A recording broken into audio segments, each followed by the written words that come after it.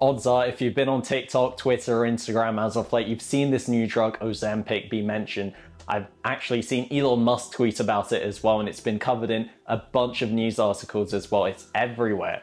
So it's about time that we actually talk about the truth of Ozempic. And for those who don't know, Ozempic is a medication that's been FDA approved to be used in patients who have diabetes to help control blood sugar. As an added effect, it also decreases the likelihood of major cardiovascular events and have increases in weight loss. Because of this added effect of weight loss, many people started using this medication off-label for just weight loss. This pharmaceutical companies decided to take the same generic medication found within Ozempic called semaglutide and increase its dosage and repackage it under a different brand name called Wegovy. And they seek FDA approval as a weight loss medication to be used in conjunction with lifestyle changes for individuals who are either obese or overweight, but also for those who have weight-related diagnoses like hypertension, high cholesterol, etc. So after so many people got Ozempic prescribed for this off-label use for weight loss, it exploded in popularity, mostly on television, TikTok, with people claiming that they've lost huge amounts of weight, talking about their successes. And as a result of all this publicity, there was literally a run for doctors to prescribe this medication for them for off-label use in order to help them lose weight, which unfortunately ended up creating a shortage, which people at risk who desperately need the medication because they have a true diagnosis of diabetes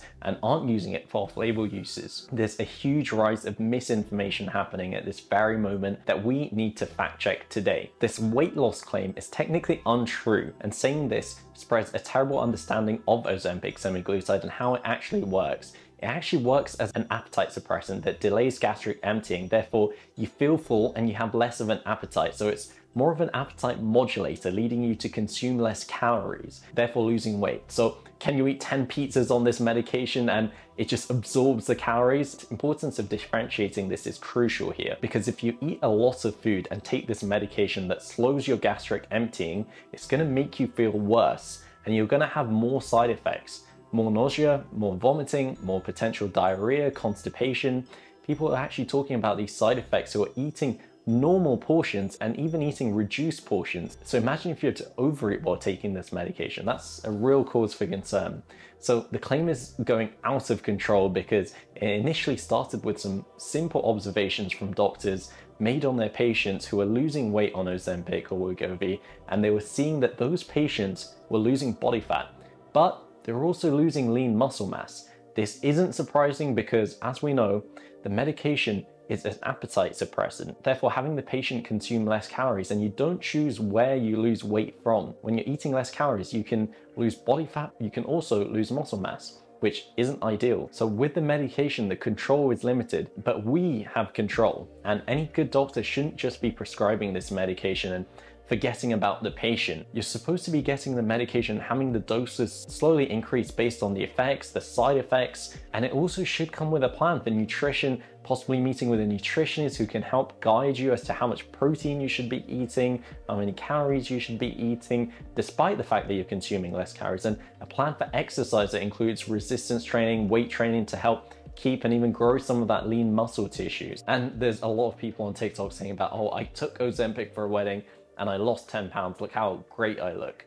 This isn't what the medication's intended for. In fact, people already of a healthy weight looking to get skinnier weren't the ones that we were studied when we were checking the safety and effectiveness of this medication. So maybe taking it while you're already at a healthy weight can lead to worse side effects that we don't know about yet.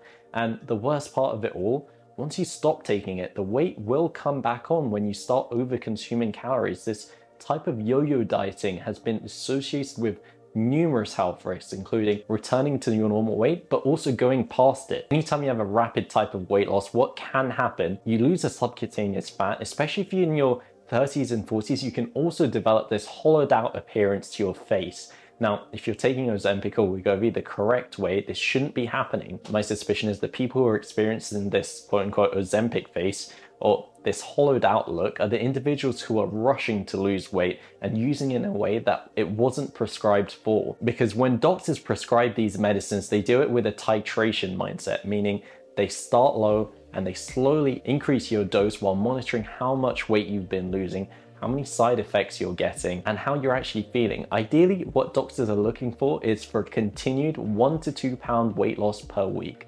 Obviously that varies depending on your own individual situation, but certainly not the 10-15 pounds in 1 week that people are claiming they've lost on these medications. I don't think GLP-1 medications should be first-line treatments for those who need to lose weight.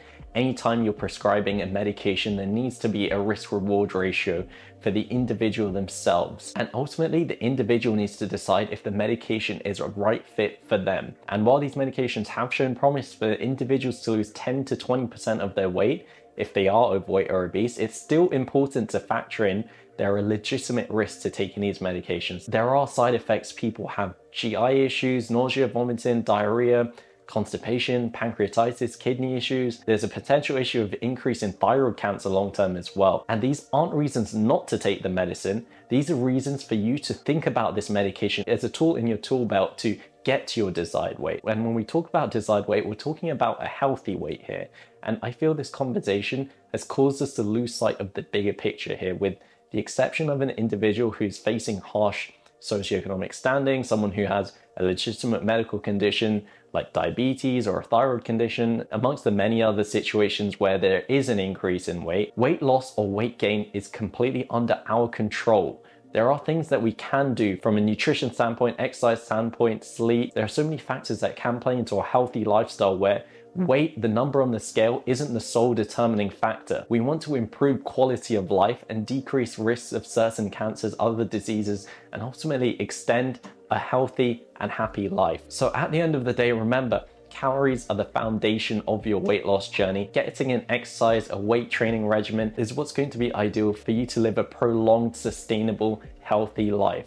If you want to learn more about how to lose the fat sustainably and build muscle with proper exercise and nutrition regimes, and you need some advice, drop me a message on Instagram, like the video if you like the content, and subscribe for more content on how you can lose fat and build muscle in a sustainable manner without restrictive dieting, endless cardio, or unnecessary use of medication.